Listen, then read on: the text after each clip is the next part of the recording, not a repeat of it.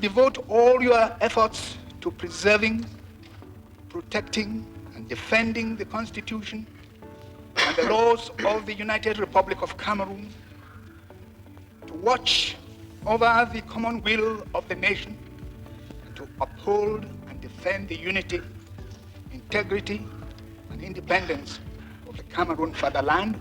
I do so swear. En finale, Paul Biya, l'homme qui a apporté à son pays la démocratie et la prospérité.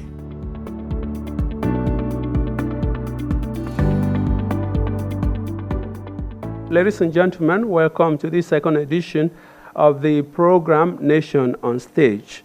The date, November 6, 1982, has been hailed in Cameroon as a milestone in the political history of the country. President Paul Biya ascended to the top job of the nation, making him the second president since independence. He pegged his leadership on rigor and moralization, which became the bedrock of the New Deal policy. That New Deal became a new Lexus in Cameroon's political vocabulary and signaled change in the administration and a new course for the country. The question we will endeavor to answer in the course of the program is President Paul Biya seen today as the leader of the future who will take the country to emergence in 2035 and meet the hopes and aspirations of the Cameroonian people? I'm here naturally with my colleague Jean Atangana. Hello, Jean. Bienvenue, mesdames, messieurs. Au carrefour des acquis et défis du renouveau national se dresse un homme d'État hors pair, 92 ans, le 13 février 2025, année électorale à la présidence de la République. 92 ans, dont 42 à la tête de l'État du Cameroun, le 6 novembre 2024. Un homme d'action et de grandes réalisations au regard de son bilan immense dans tous les secteurs d'activité. Un homme de conviction et de grandes ambitions au regard des desseins nobles qu'il nourrit pour que s'accomplisse le grand destin qui attend le Cameroun. Sans forcer le trait, vous avez reconnu par vous-même le portrait robot, le portrait type du président de la République du Cameroun, Paul Biya. Acquis et défis charrie alors le thème retenu pour convoyer, mesdames, messieurs, la deuxième livraison de Face à la République, la nouvelle vitrine de PRC-TV. Le convoiturage des invités à cette autoproduction spéciale se veut à la mesure des problématiques qui seront adressées au cours des 120 prochaines minutes. Ce sont des femmes et des hommes aux profils divers mais complémentaires, traversés par l'interdisciplinarité. Ils sont des politiques pur sang, des experts en sciences politiques, en sciences économiques, en sciences sociales, en sciences de la santé, en sciences environnementales. Vous les connaîtrez plus en profondeur au fil des différentes plages de débat qui structurent le programme politique, diplomatie, économie sociale.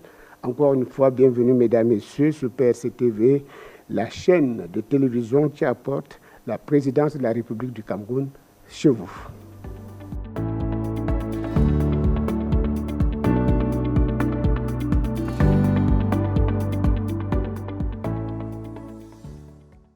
Il y a eu beaucoup de libéralisme qui a permis aux uns et aux autres de se mouvoir dans leur vision personnelle. On est passé de l'expression unique à une expression plurielle de la démocratie avec plusieurs partis. Le président Paul Biya a su capitaliser le patrimoine politique des pères fondateurs de notre nation. La femme a été beaucoup plus prise en compte, surtout dans le secteur de l'éducation. On retrouve beaucoup de femmes enseignantes et il y a aussi ce fait qu'il faut relever. Et il s'agit de la promotion de la femme dans les postes de responsabilité. Si le Cameroun est ce qu'il est aujourd'hui, avec des institutions stables, un pays fort, je crois que c'est beaucoup plus grâce à l'avènement de cette démocratie que le président a appelé de tout son cœur. President Paul Biya have done much to see that peace reign in the northwest and southwest region and even the far north. Nous pouvons nous-mêmes apprécier qu'entre 1982 Et 2024, il y a eu du changement dans le mode de gestion et de gouvernance locale. Il y a eu des avancées, déjà sur le plan normatif et réglementaire. Aujourd'hui, nous voyons comment les collectivités territoriales décentralisées ont plus de latitude à se gouverner, à prendre des décisions qui justement changent le quotidien des populations de leur territoire. En 1991, en pleine période de crise, au moment où les rues de Douala étaient pratiquement incandescentes à cause d'une opposition radicale qui demandait à corps et à cri la conférence nationale et qui était convaincue qu'à coup de carton rouge, à coup de ville morte, le président de la République pourrait céder. Le président de la République a d'abord surpris toutes ces factions effectivement pressées d'arriver à une démocratie à la va-vite.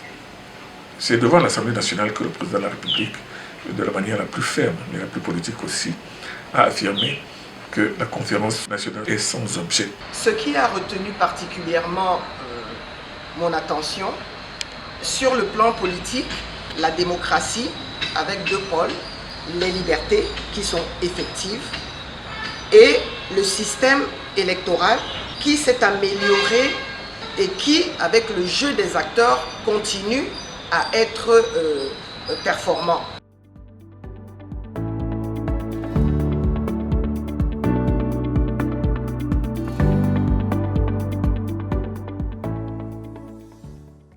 Vous l'avez constaté, dans cette édition de Face à la République, les Camerounais ont le pouvoir de la parole.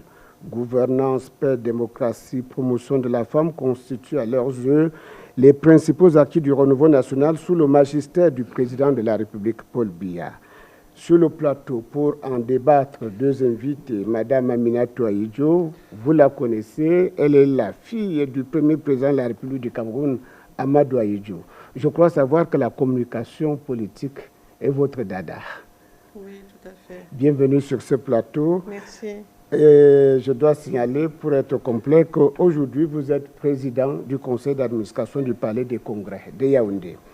Également avec nous sur ce plateau, Mr. Frou Jonathan, administrateur de haut vol pour avoir été inspecteur général au ministère des marchés publics, secrétaire général du ministère des Mines et de l'Industrie. Aujourd'hui, vous êtes directeur adjoint de la Société nationale des mines. Bienvenue sur PRC-TV. Merci. C'est la première fois. C'est la première fois, effectivement. Vous vous sentez à l'aise d'être parmi nous? Je suis content d'être là et c'est un grand plaisir pour moi. Ebenezer Mutali. Yeah, thank you very much, Jonathan. Now, so, Jonathan, we had an excerpt of the President of the Republic earlier on at the beginning of the program in 1987, talking about he should be remembered as the one who brought democracy and development to Cameroon. What did you make of that? Yes, Mutali, that statement of the President is a very important statement, which is very coherent and which is very true. True because when President Paul Biya came to power, he had a vision. He had a vision for Cameroon. And this vision, he expressed it in his book, which we know, the Communal Liberalism. Yes, President Paul Biya laid his vision on several pillars that would bring development to our country, and the most important was democracy. Democracy because when President Paul Biya took over office, there was no democracy in our country. He started with public debates, because for a country to be democratic, we must be free. People could express themselves now freely when President Paul Biya took over office. You remember, the press was censored. The newspapers could not be published without being censored by Minat. The radio stations were followed up. Today, after President Paul Biya took over office, he brought in several newspapers on, the televisions, the radios, and people can freely express themselves, say what they like, when they like. In fact, you need to follow the debates today. On the television, particularly on Sundays, you will hear Cameroonians express themselves, journalists talk of everything. Then the president decided to reform the electoral process, because for there to be democracy, there must be transparent elections. You remember that before President Paul Biya took over office, we had a system where ballot boxes were wooden ballot boxes We had electoral registers which were manual. We had all this which could not permit real transparent elections. So the president decided to reform the electoral system by introducing transparency. Now the electoral registers were now computerized. The ballot boxes were now transparent ballot boxes, and we even have today the most sophisticated system, which is the biometric system. In fact, this gives the opportunity for Cameroonians to be able to vote freely and be able to vote the candidate they want. Finally, we talk about multi-partism. You know, President Paul Biya took over Cameroon when we had one party, and he said he's going to democratize the country, and which means that he had to introduce multi-partism. We had only one political party, the CPDM, but President Paul Biya opened the doors in spite of resistance, even from the militants of the party who thought Cameroon was not really ripe for democracy.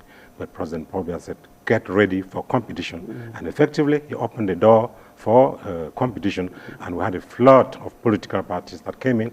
We can count more than 250 political parties in Cameroon today.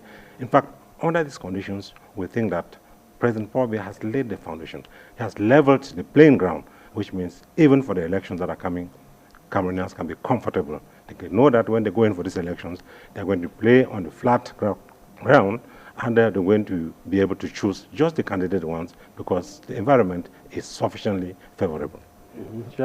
Madame Aminata Yudjo, lui, il retient, Monsieur Fou Jonathan, retient essentiellement le retour ou l'instauration du multipartisme, la démocratie.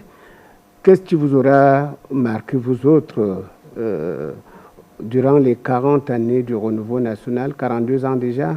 Qu'est-ce qui vous aura le plus marqué au plan politique? Moi, j'aimerais d'abord qu'on s'arrête sur le destin extraordinaire du président de la République. Quand on sait les lourdes responsabilités qu'il faut pour avoir une très haute fonction comme celle d'être président de la République, il faut beaucoup de qualités. Et le président de la République, il les a. Il faut de la rigueur avec soi-même. Il faut un sens élevé de l'intérêt général. Il faut beaucoup d'abnégation et il faut beaucoup de rigueur. Le président de la République a toutes ces qualités. Il faut beaucoup de caractère. Beaucoup de rigueur, beaucoup de caractère. Beaucoup de rigueur, beaucoup de caractère, beaucoup d'abnégation. Beaucoup, vraiment, penser son pays. Beaucoup de patriotisme. Il faut que le pays soit l'amour de votre vie. Et c'est un peu l'histoire du président Biya et du Cameroun. Vous connaissez la fonction de l'intérieur? Tout à fait. Ah, vous savez donc de quoi vous parlez. Tout à fait. C'est ça qui vous a motivé pour rejoindre les rangs du RDPC et de son président national? C'est ça qui m'a poussé à rester avec le président de la République. Ah, à rester. Vous n'êtes jamais parti? Non. Physiquement, oui. Mais quand je suis revenue, j'ai tout de suite pris conscience que c'était avec lui que je devais travailler. Moi, je suis rentrée au RDPC parce que le président de la République est le président national. Parce que quand je pars, je ne connais pas je connais l'UNC. J'ai vécu dans l'UNC. J'ai vécu dans la culture UNC. Donc quand je reviens au Cameroun, c'est le RDPC. Mais je comprends tout de suite que je vais retrouver cette éducation UNC que j'ai eue. Je n'étais pas militante, mais j'ai été éduquée dans cet esprit. Donc pour vous, l'UNC, le RDPC, c'est quasiment la même chose? Presque. C'est une continuité. Mais il n'y avait pas de démocratie au sein de l'UNC. Oui, mais chaque chose en son temps. Ah. Yes, thank you very much. Now, Jonathan, tell me, the political situation in the country now is not like what we used to know before. Now, what does President Paul Biya need to do to appease hearts and minds before the elections of next year? What is it that he has to do that he hasn't done already? Well, I think we just said a while ago, Cameroonians have to go into these elections comfortably. They have to go with assurance that the elections are going to be fair and free. Cameroonians have to go to this election knowing that there will be peace after the elections. So President Paul Biya has laid the foundation. I think he said it himself that he will be remembered like the one who brought democracy and prosperity to our country. And no Cameroonian can even argue the fact that Cameroon is a democratic country. So we expect President Paul Biya to reinforce these values which he himself brought forward, to ensure that all Cameroonians understand that it's a democratic country. They have to work, and that it is what your performance that is important. You know, in Cameroon today, most of those who come for elections come without any program. They just wait for when the elections are announced, they come. But the example comes from President Paul Biya, who has a clear political program. He has a clear vision. It means that if you want to come for elections, prepare. His party, the CPDM, is a party that covers the whole country. It is in Cameroon, in all the divisions, all the subdivisions. It's a party that is even out of Cameroon.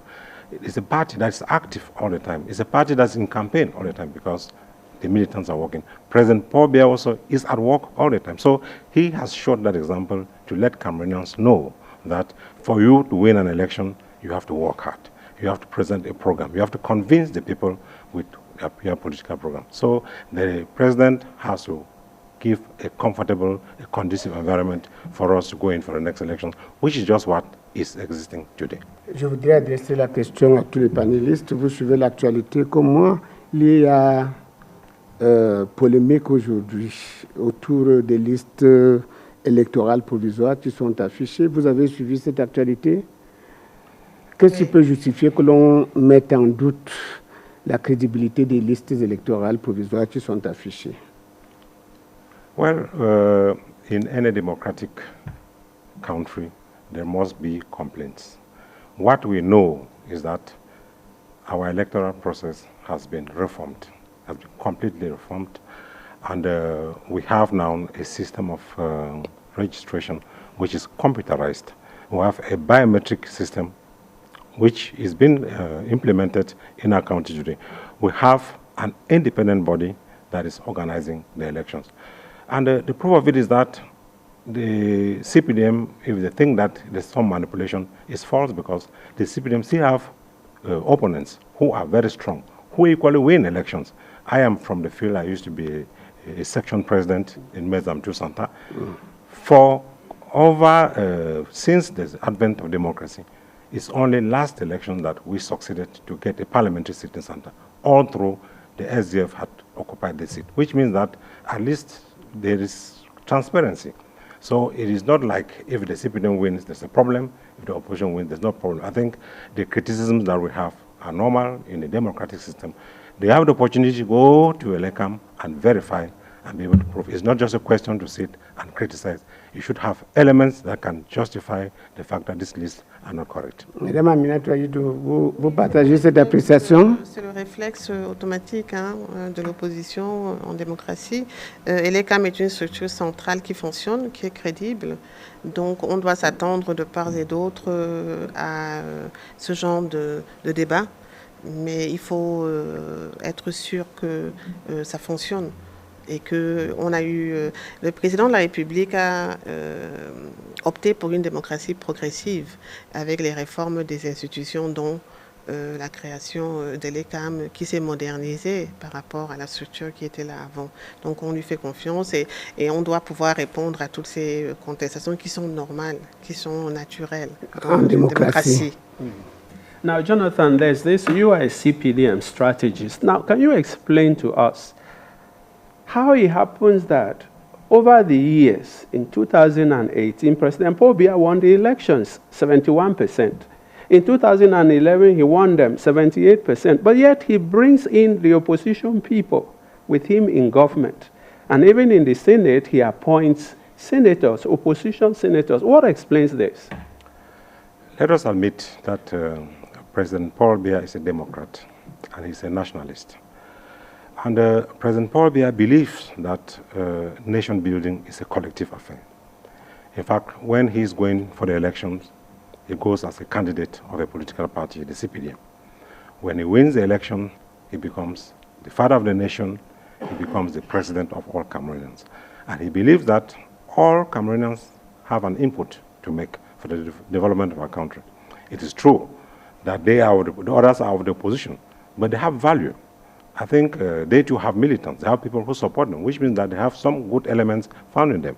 And this has commanded a lot of respect for the president, not only from Cameroonians, but at the international level. President Paul Biya is recognized as that leader who knows how to gather his people, put them together, and be able to work and produce results.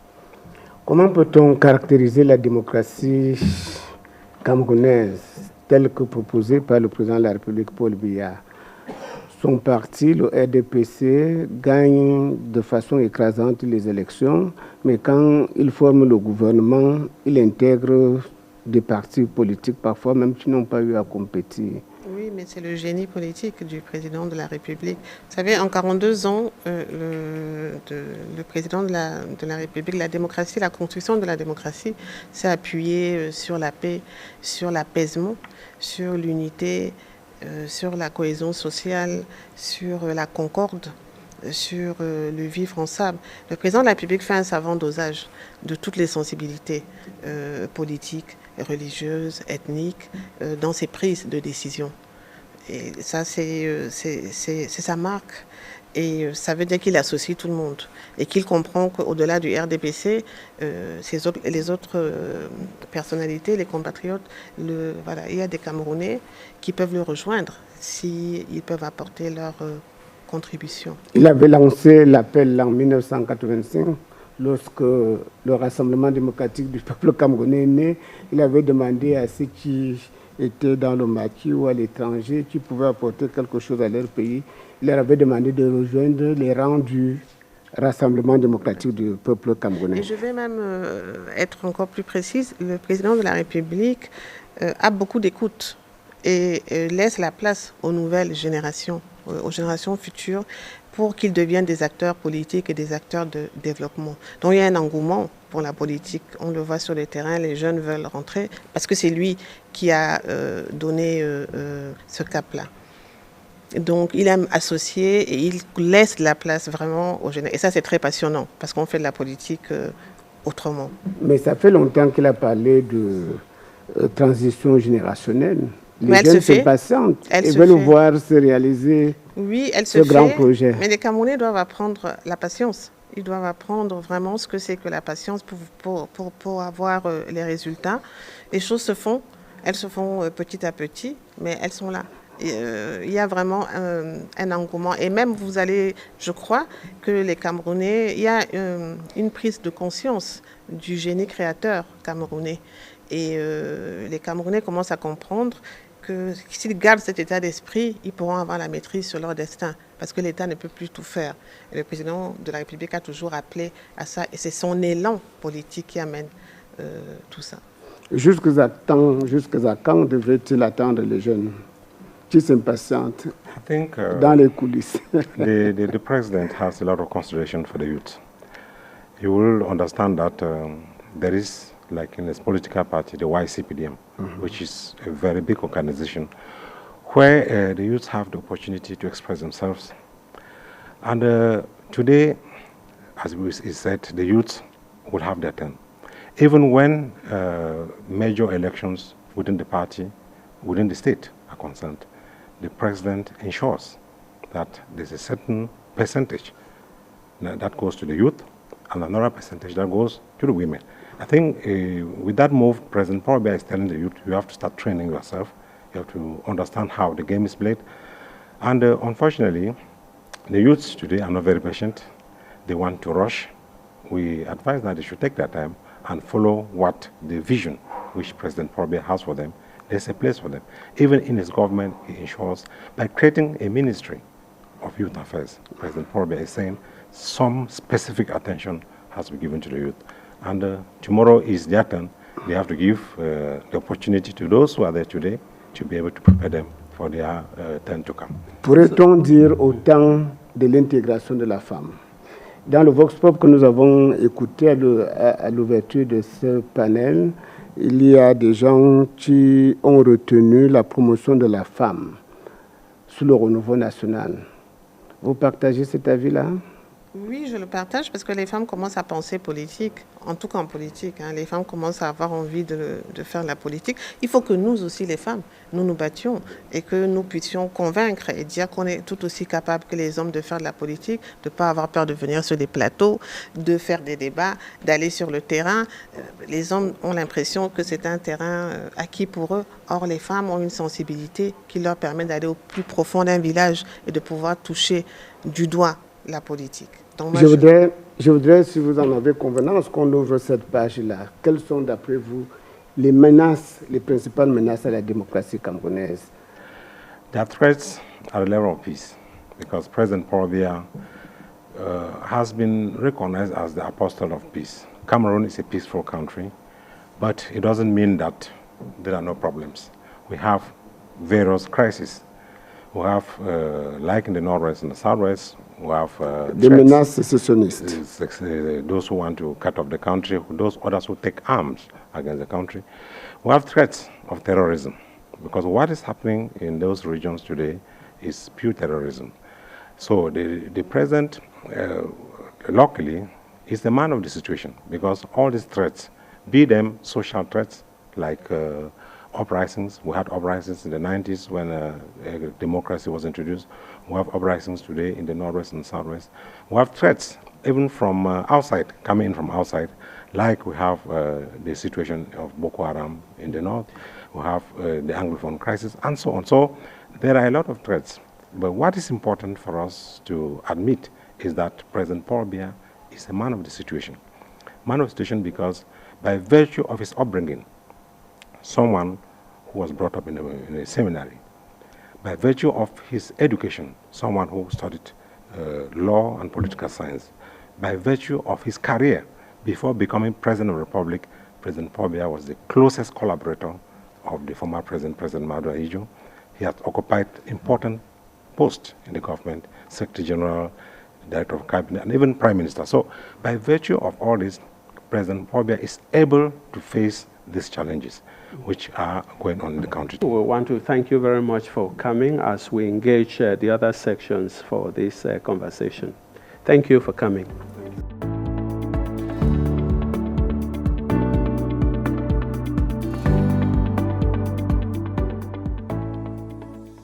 Nous avons vu notre diplomatie changer de façon positive. Nous avons multiplié les partenaires.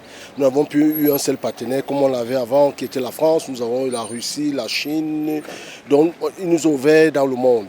All of you knows that it's thanks to President Paul Biya that we recover Bakassi from Nigeria peacefully.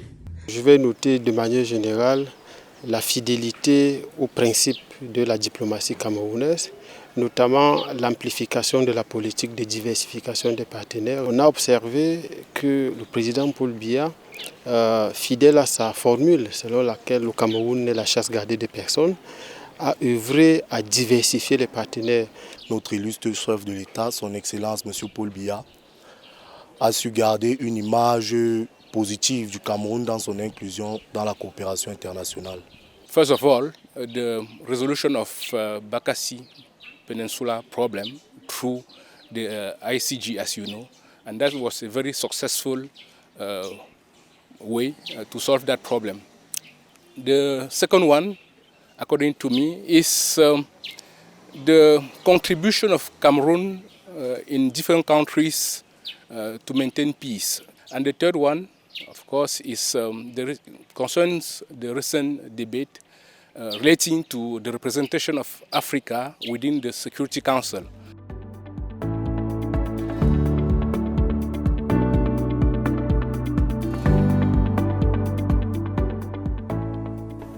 Face à la République, la vie des Camerounais compte sur tous les plans, y compris au plan diplomatique. Le président Paul Biya, chef de la diplomatie camerounaise, un homme, un pays, une vision, c'était le 15 août 2024 lors de la commémoration du 80e anniversaire du débarquement de Provence.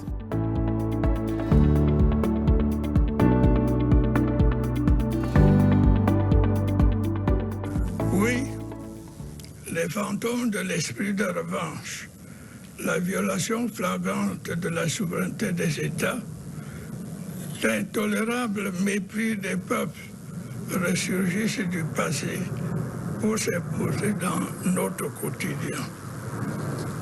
Le droit international diversement interprété, l'instrumentalisation des droits de l'homme, l'oubli ou le défi des autres guerres, la volonté permanente de dominer, d'exploiter, de construire un monde à son unique avantage, sont entre autres les ombres qui nous guettent aujourd'hui et dont notre présence ici devrait révéler la lueur.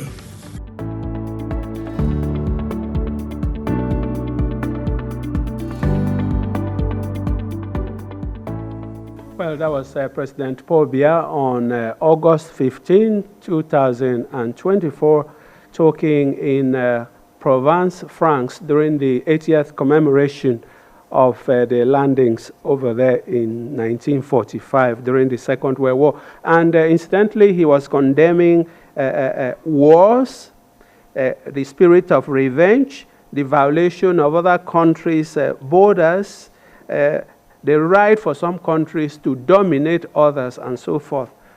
So that is the point we are now, Jean. Des éminentes personnalités nous ont rejoints sur ce plateau. Comme vous pouvez le constater, ce sont des personnalités particulièrement passionnées par les questions diplomatiques. Docteur Christian Pout, bienvenue sur le plateau de PRC-TV. Merci. Vous êtes ministre plénipotentiaire. Vous avez été par le passé directeur des relations avec l'Organisation internationale de la francophonie au ministère des Relations extérieures du Cameroun. Vous êtes président actif du think tank CEDES. Qu'est-ce que c'est, le CEDES? C'est un laboratoire d'idées qui travaille sur les questions internationales. Également avec nous sur ce plateau, Dr Neba Ridley Ngwa. Bienvenue. Welcome. Thank you very much for having me. Vous êtes secrétaire général de l'IRIC. L'IRIC, c'est l'Institut des Relations internationales du Cameroun. Vous avez suivi le chef de l'État. Qu'est-ce que ça suscite en vous comme réaction en tant que personnalité intéressée par ces questions diplomatiques? He has the belief within the UN system, which means multilateralism has to take its place. He believes that within the UN system, we can attain peace, and this clearly aligns with the president's foreign policy principles since he came to power. President's vision, the president believes that Cameroon can maintain peaceful relations with other states, and the president as well aligned with the principle of non-interference in the internal affairs of other states. Disputes using peaceful resolution mechanisms like mediation, negotiation, arbitration, conciliation, judicial judgment decisions. These are all principles that the head of state has been applying. Example is in Bakassi. Since the head of state came to power, Cameroon is one of those countries that has not experienced any violent conflict with any of its neighbors. I just want to add that all these countries bordering Cameroon have mixed commissions with Cameroon, don't they? They do have mixed commissions, and they do have security cooperation. For example, in North, we have the Multinational Joint Task Force, which is a mixed security cooperation wherein we ensure to protect the northern part from the threats from Boko Haram. This is one of the initiatives and vision of the head of state to intervene using an institutionalized approach. He believes in the rule of institutions vis-a-vis his aptitude in diplomacy when it comes to negotiation and mediation. Le multilatéralisme, parlons-en. C'est une position de principe pour le Cameroun ou c'est une position réaliste dans un environnement comme le nôtre traversé par des guerres de plus en plus ouvertes? Non, je pense que le multilatéralisme pour le Cameroun, c'est vraiment le cadre dans lequel on peut résoudre les grands problèmes globaux. Et pour le président de la République, l'adhésion aux grandes organisations internationales, qu'elles soient du niveau mondial comme l'ONU, que ce soit au niveau régional africain ou au niveau communautaire dans notre espace sous-régional d'Afrique centrale, est un des chemins par lesquels le Cameroun, de concert avec ses partenaires internationaux, peut effectivement non seulement faire entendre sa voix, mais aussi pousser les grands enjeux nationaux. Et donc, quand on regarde la philosophie diplomatique du président, on voit qu'il y a une double conception du multilatéralisme. Le multilatéralisme comme un enjeu de poursuite des relations diplomatiques du Cameroun dans un cadre global, régional africain et sous-régional Afrique centrale.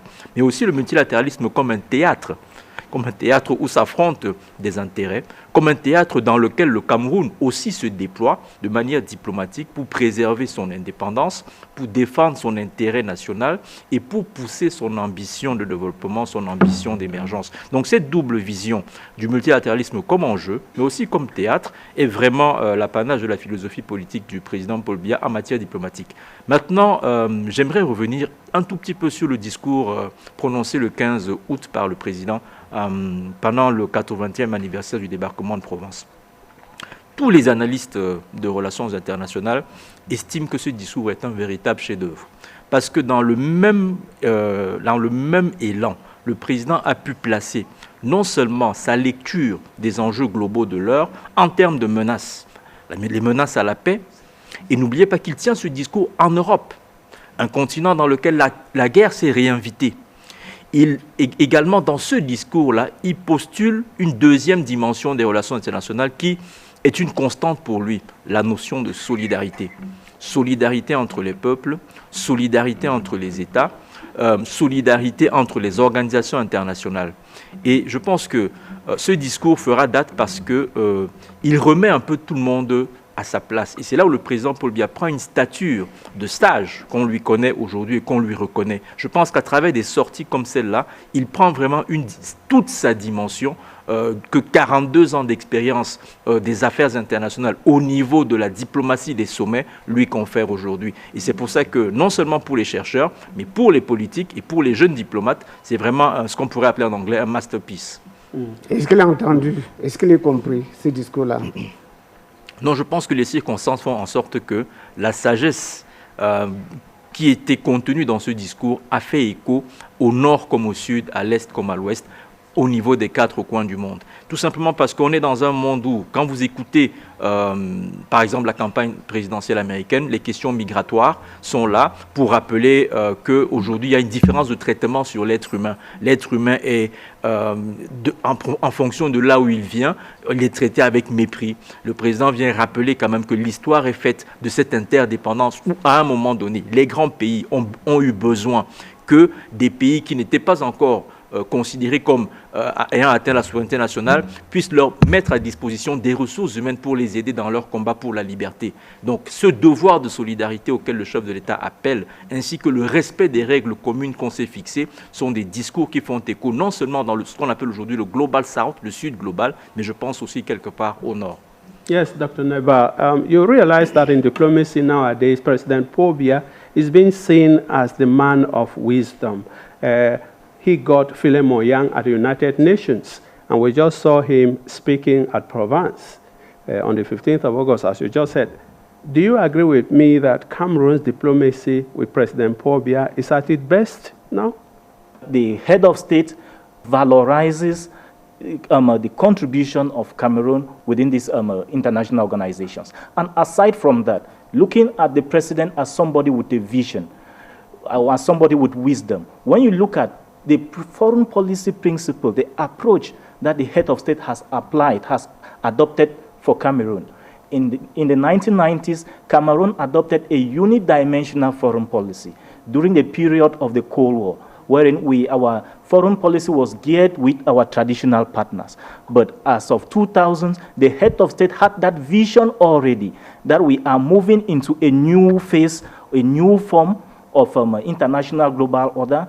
Globalization is coming in, and we need to diversify. And the head of state opened up new geopolitical spaces, increase our... As a non-aligned country. As a non-aligned country, increase our partners. And this diversification is not an alternative to the existing. But however, the head of state emphasizes Cameroon's position. We do not have any permanent friend, no any permanent enemy. We take our position on the basis, he defines the principles or where Cameroon belongs on the basis of their national interest. That is on the basis what is of interest to the citizens of Cameroon, their current needs and their future aspirations. So how can Cameroon benefit from all of this? I mean, you have a wise man there, you know, who has worked so well, and we have positions all over the world, in Africa and so forth.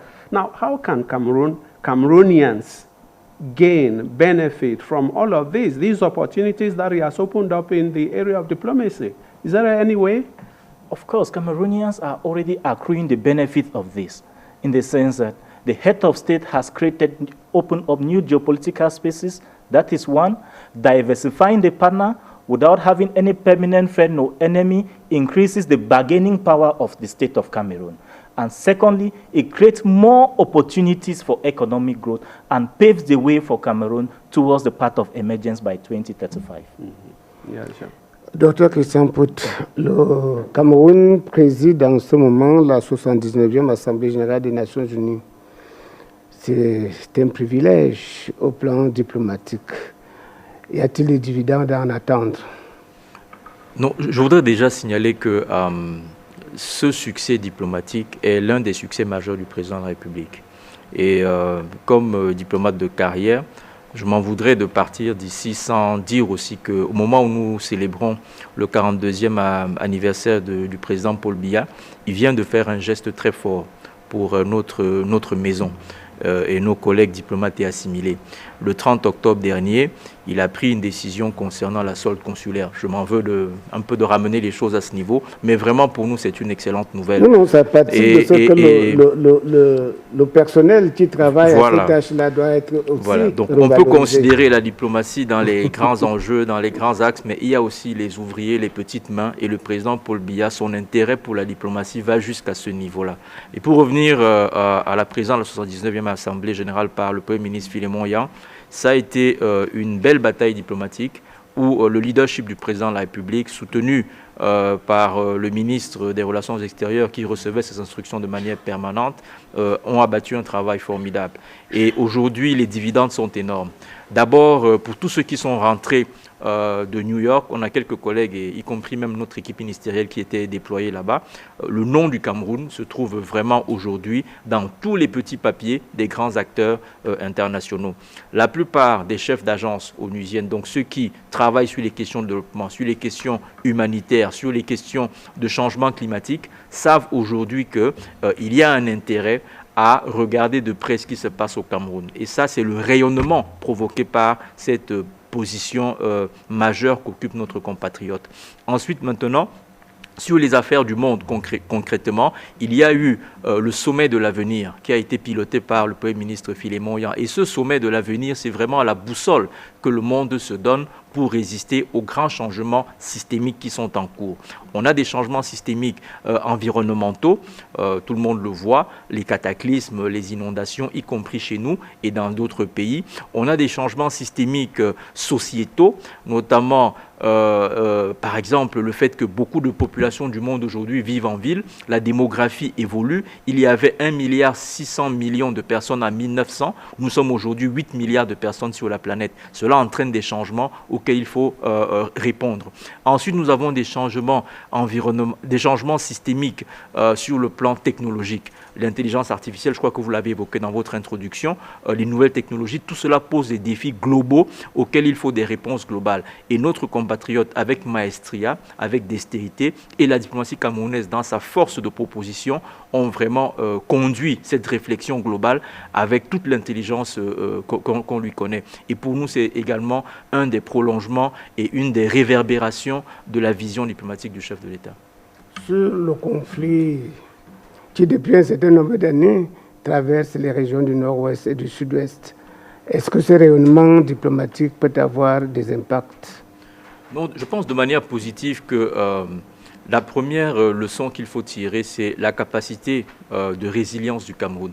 Parce que beaucoup auraient pensé que 5-6 ans après le début d'une telle crise, notre pays serait devenu une vaste terre d'humanitaire avec des agences à gauche, à droite. Mais le Cameroun a réussi à montrer qu'il a une capacité de résilience, il a une capacité à trouver dans le tact, dans le calme, dans la concertation, dans le dialogue permanent des solutions aux problèmes qui le menacent. Ça, je pense que c'est la première grande leçon. C'est-à-dire que cette philosophie de la paix que le président prône sur le plan international, il l'a mise en œuvre aussi dans le cadre de la gestion de ces différentes crises. Le recours à un certain nombre de mécanismes, par exemple la mise en place d'une commission de DDR, est aussi quelque chose qui est assez innovant dans la technique de la résolution des crises et des conflits. C'est la première fois que dans un conflit interne, en même temps qu'on essaye de chercher des solutions sur le front, on essaye aussi de mettre en place un mécanisme de reconstruction. C'est le PPRD. C'est une grosse innovation et c'est le Cameroun qui est à la base de cette innovation-là.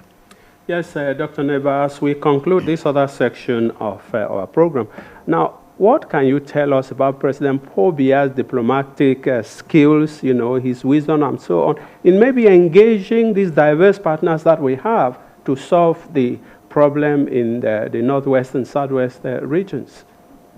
Yes, the head of state, first of all, believes the situation in the northwest and southwest region is a national problem. Even organized a major national dialogue. Major national dialogue. The same principle that he proposed in Paris is the same principle, the same approach that he has adopted to resolve the national problem. Gentlemen, we want to thank you very much for coming to talk to us on PRC.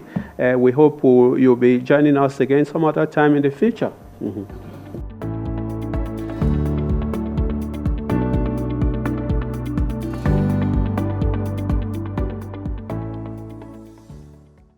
L'idée du chef de l'État, son Excellence Paul Biya, de vouloir développer le secteur avicole, il faut l'avouer qu'ici au Nord, ce n'était pas très bien connu. Mais je vous avoue que depuis que nous sommes rentrés dans cette activité et que nous avons bénéficié de l'orientation, du soutien et de l'accompagnement de la politique gouvernementale, vraiment aujourd'hui, il y a pas mal de projets qui sont en train de naître dans ce secteur-là. Je dis vraiment merci à son Excellence Paul Biya pour nous avoir mis sur cette orbite. Je remarque qu'avant, il y avait seulement les étrangers qui opéraient dans le secteur du pétrole dans notre pays. Et comme il a été toujours un homme très averti, il a su diversifier. Aujourd'hui, on a beaucoup de nationaux qui sont impliqués dans notre pétrole. Hier, avant, on pouvait avoir des pénuries, mais on constate quand même que depuis, on ne parle plus de pénuries dans notre pays. Les élites qui ont bénéficié de sa confiance, hein, il a nommé beaucoup de fils de la ville de Garoua. Aujourd'hui, on a géré beaucoup de choses. C'est vrai que nul n'est parfait, mais on peut dire merci à ce grand homme pour avoir fait de Garoua ce qu'elle est aujourd'hui. We have a lot of innovation in our country. We have roads, we have infrastructures, we have so many youths have been employed. That is a great aspect. And two, even though we still think we are just like children who need more, we need more.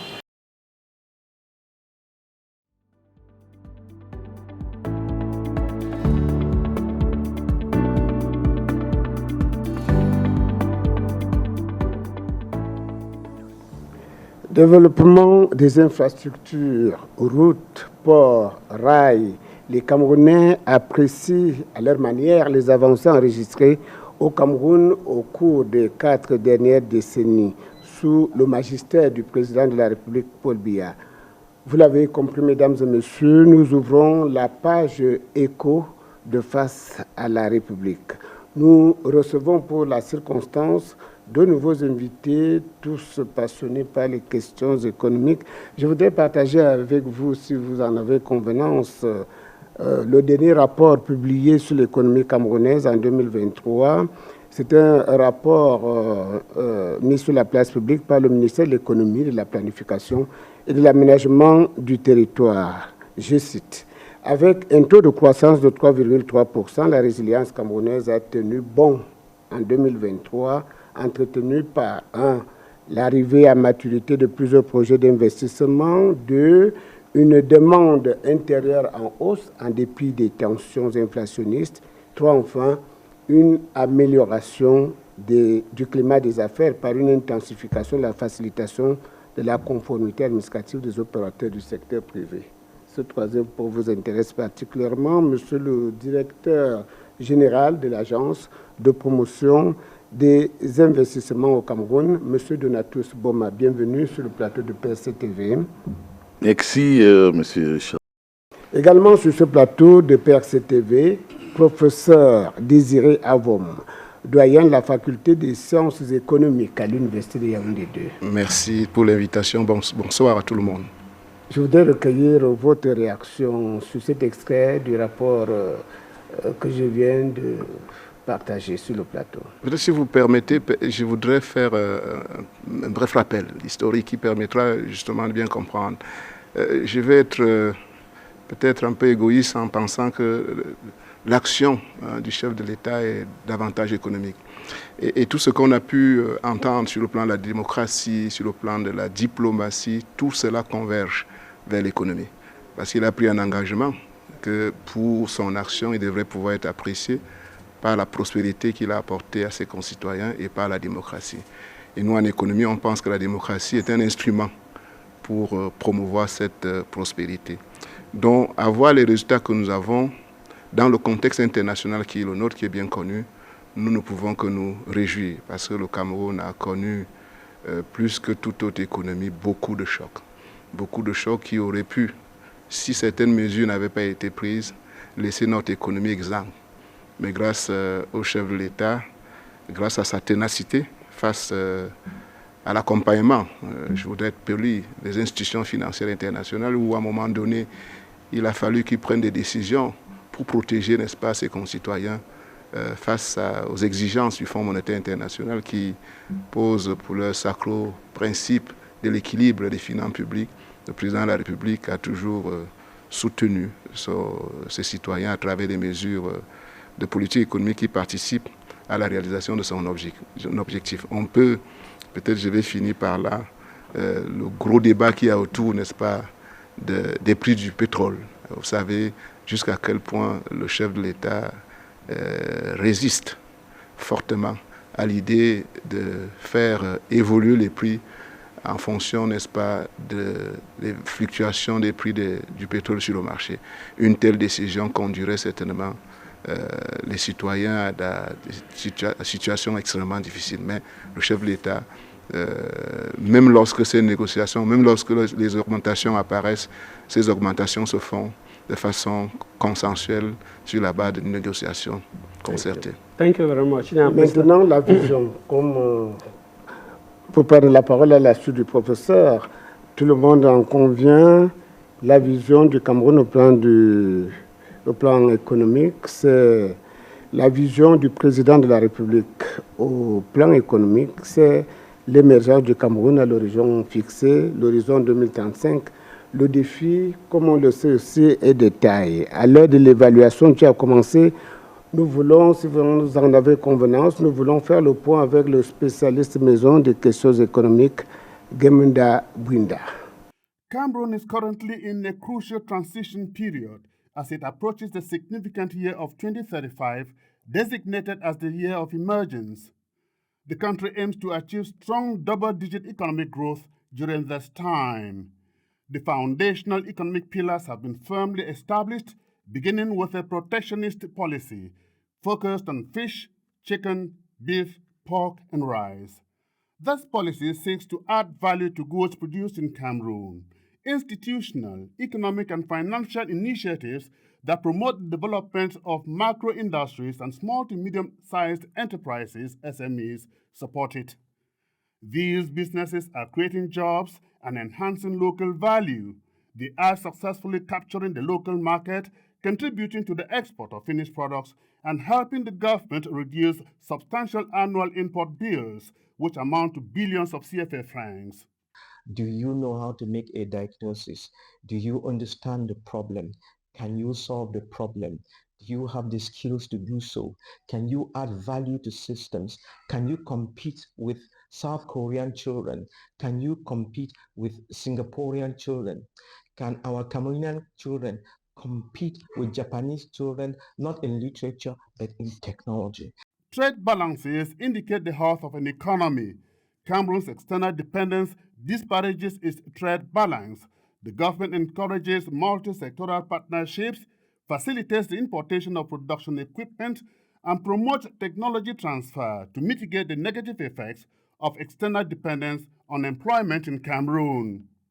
Issues and problems in the past that hindered Cameroon's economic emergence and structural transformation are now being addressed.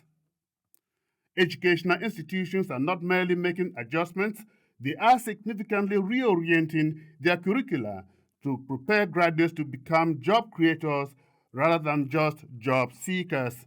60% of our students should be studying STEM, that's science, technology, engineering, economics, and mathematics. And to this, we add the soft skills of leadership, business management, teamwork, communication, ICT, driving, living together. All these, they come up together to sum and then create that environment and that people or that nation that is self-sufficient, a nation that can solve its problems. Individuals and schools that focus on solving societal problems are emerging. Graduates holding general education certificates are bravely changing career paths to pursue roles that were once viewed as menial. Everybody eats, so it's actually important for school systems to leverage on agricultural lessons, because we understand the future of such system we expect is likely linked to our talents in agriculture. So it's very important that we include agriculture in all our school systems. Although the effects of the ongoing structural transformation may not be immediately noticeable, the changes are expected to be intensified and long-lasting. Yeah, thank you very much, Buinda, for that report.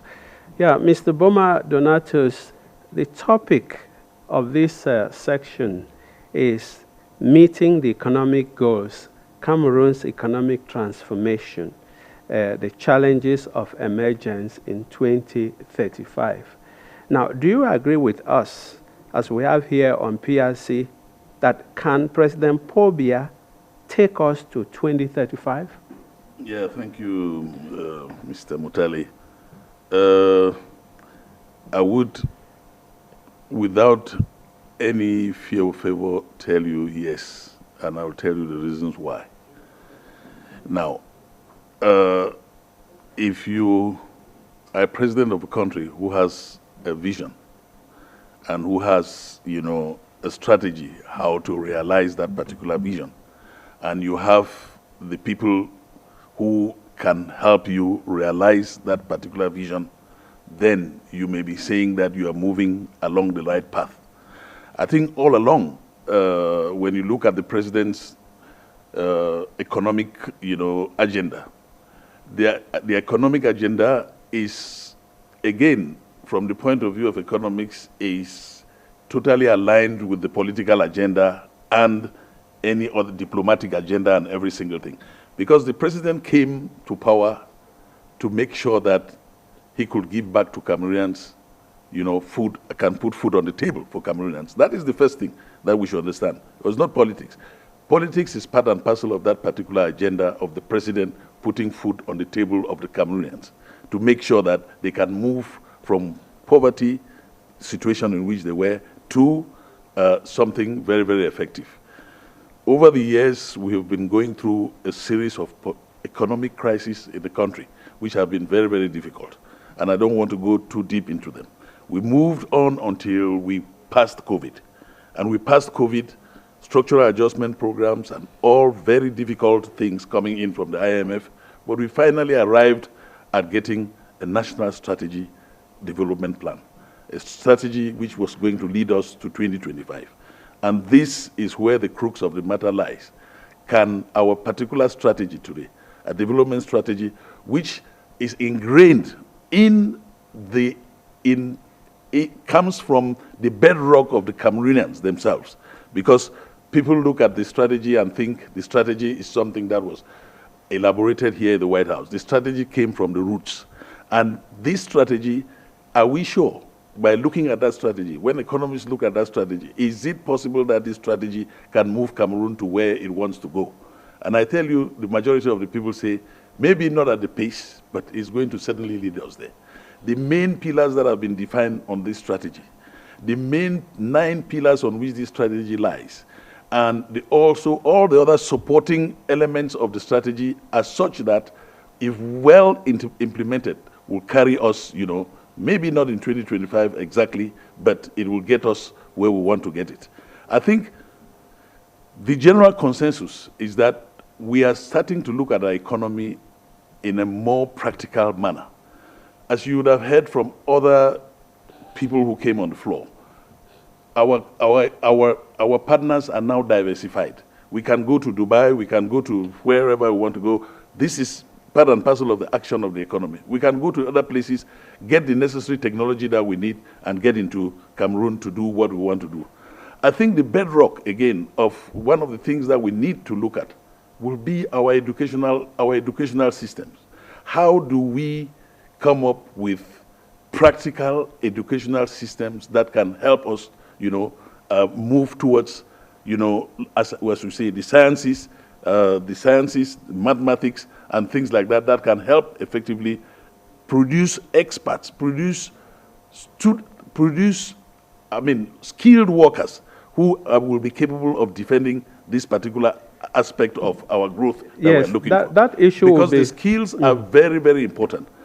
I just want to give you an anecdote of I work for the Investment Promotion Agency, and one of the, two weeks ago, I was with the Minister of Higher Education, the Honorable Minister of Higher Education, and I went there with some Indians who had come from India, you know, to propose educational programs for Cameroon.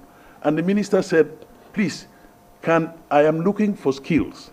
Can you bring me skills into this country for people who can do assemblies of cars, who can do who can do engineering jobs like building planes and all of that? These are the skills that I'm looking for. If you people can invest in those skills in this country, I will just open up my educational system to you. Mr. Boma, yeah, what I'm saying is that we may get more explanations in the last segment of our program on issues of education. But I want to come to one of the pillars of the economy, which is import substitution. Now, can you educate us on this? We have import substitution, which became official in 2021, and it's for 3 years. Now, in 2009, we signed a partnership agreement with the European Union where they bring in goods very cheaply here. And now we are being told to produce here in Cameroon, and sometimes the imported goods are cheaper. Can you explain that for us a little bit? Yeah, well, import substitution, I want to first of all tell you, it is not something that came in 2021. It had been something long time ago. Even in the 60s, they used to talk of import substitution in Cameroon. And the idea is very, very simple. Consume what you produce and produce what you can consume. So don't depend on imports. You know, at one time our economy was so strong that we were #1 exporters of banana. We were #1 in coffee. Yeah, we were #1 in cocoa all over the world. But what happened was that we never transformed these products. So we were producing these products and bringing them back in terms of importation into the country as finished products. And we continued in that particular state until we started losing our competitiveness as an industrial nation. Remember, Cameroon is the 36th most the best agricultural nation in the world, according to FAO statistics. So we lost that particular that particular privileged place where we were, and towards something that became an import substitution drive. So much so that, even things for which we had the biggest possible advantage, where we could produce better than any other countries, things for which we have a natural advantage. Remember, Cameroon has more than 36 million hectares of arable land. Out of that, only 1.6 million hectares is used. things like that where we had those advantages, where we could grow rice, where we could develop maize, where we could develop, we continued importing them because of the lack of local capacity, because of the lack of local skills. But we had all these advantages. So what happened in effect was that, as you rightly said, we did sign the partnership agreement with, which permitted us, although I wouldn't say that we're importing, this partnership agreement is on a progressive basis. We're one of the countries that have taken it progressively.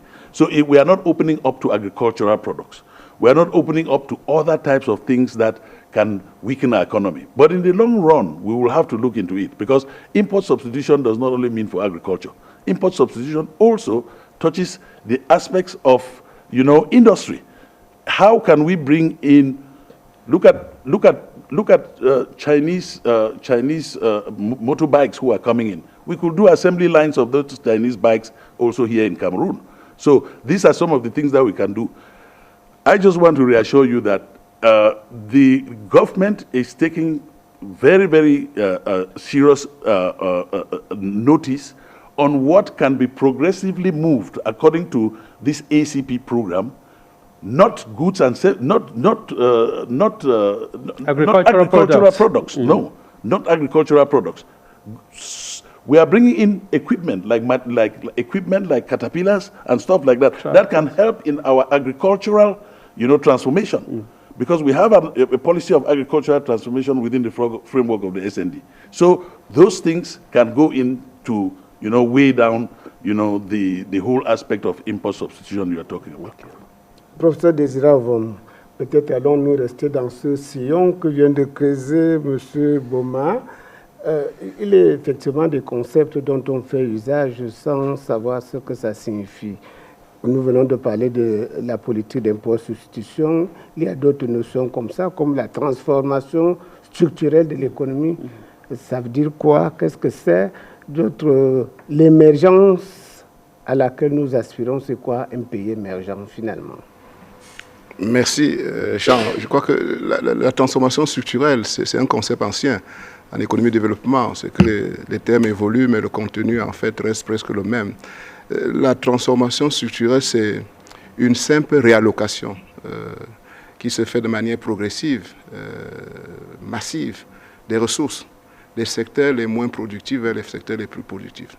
Donc, ça crée des opportunités énormes. Je crois que le projet d'émergence repose sur cette transformation structurelle.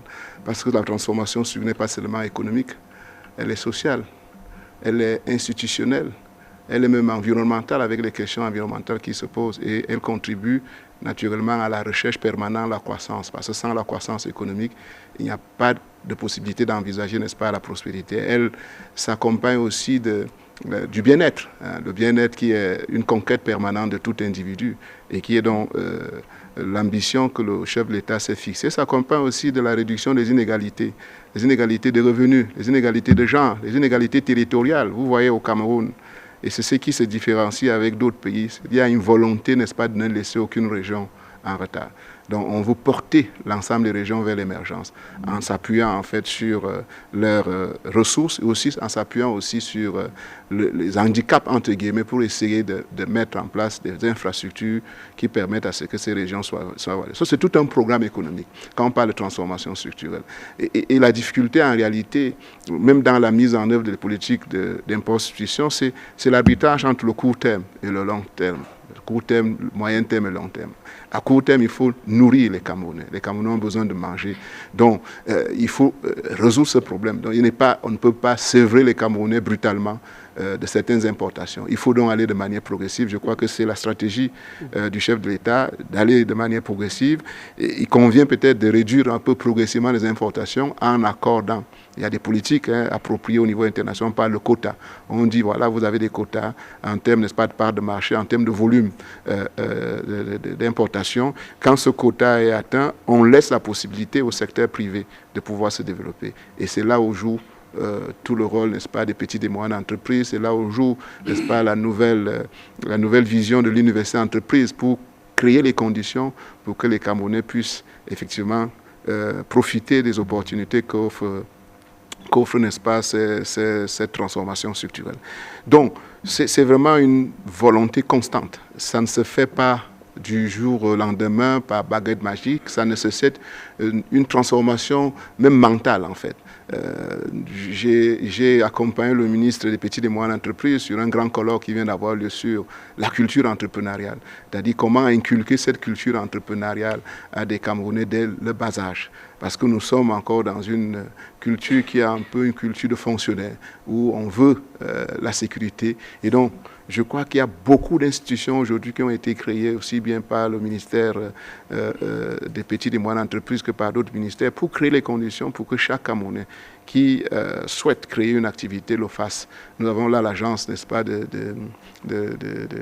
d'accompagnement des entreprises. Donc tout cela montre à quel point l'action du gouvernement vise, n'est-ce pas, à conquérir cette prospérité. Ce n'est pas acquis, parce qu'il y a énormément de problèmes autour. Il y a des chocs qui viennent perturber cela. Alors, il faut être conscient. L'horizon que l'on fixe en 2035, il est réaliste? L'horizon, je ne suis pas sûr que ce soit important en réalité.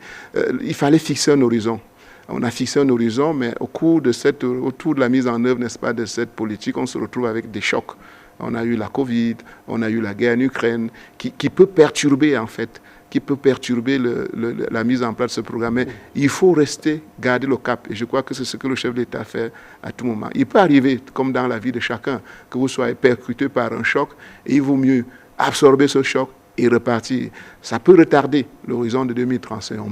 On peut si on nous dit 2035 ou 2040, je crois que les Camerounais seront toujours heureux, n'est-ce pas, de pouvoir acter cet horizon. Il y a d'ailleurs des études, je crois, au ministère de l'Économie qui cherchent à intégrer, n'est-ce pas, les aspects qui n'avaient pas été prévus dans la mise en œuvre de ce programme, qui permettent soit d'accélérer quand on a la possibilité, quand on constate qu'il y a un retard par rapport au calendrier qui avait été initialement prévu, on peut accélérer la mise en œuvre.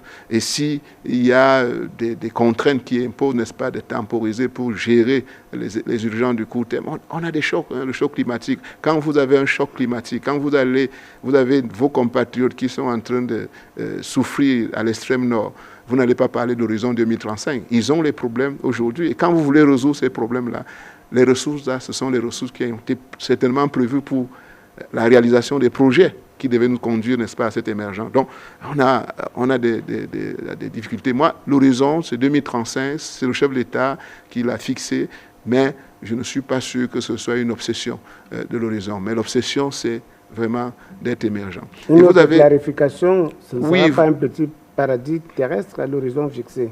Parce que les Camerounais pensent que... Non, il faut être réaliste. Je crois que parfois les gens utilisent ce terme pour vendre l'illusion aux Camerounais. Il y aura toujours des problèmes parce que nous sommes dans un monde global. Tous les problèmes que nous rencontrons ne sont pas forcément le fait du Cameroun. Ce n'est pas les choix du gouvernement qui nous conduisent systématiquement à ces problèmes. On a des chocs quand on parle de la crise de l'Ukraine, en Ukraine. Nous ne sommes pas responsables. Quand on parle de la crise du Covid, nous ne sommes pas les coupables. Quand on parle, par exemple, des changements climatiques, nous subissons certaines conséquences sans en être les responsables. Mais lorsqu'on parle de l'intégration régionale... Oui, on parle d'intégration régionale. Nous répondons pleinement. Nous répondons pleinement. Le président de la République mais sur ce chantier, ça n'avance pas beaucoup. Non. Au goût de certains. Au goût de certains, moi je crois qu'il y a des avancées énormes. Je crois que le chef de l'État est conscient que le Cameroun ne peut pas émerger tout seul.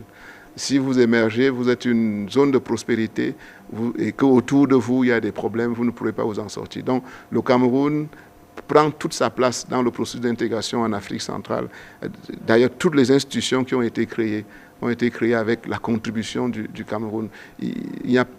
On ne trahit pas le secret de dire qu'aujourd'hui, la CEMAC est entièrement financée ou en grande partie financée, par exemple, par le Cameroun. On ne trahit pas le secret en disant que dans le cadre du processus de rationalisation qui a été confié au chef de l'État camerounais par ses pairs pour rationaliser les 3 communautés d'Afrique centrale.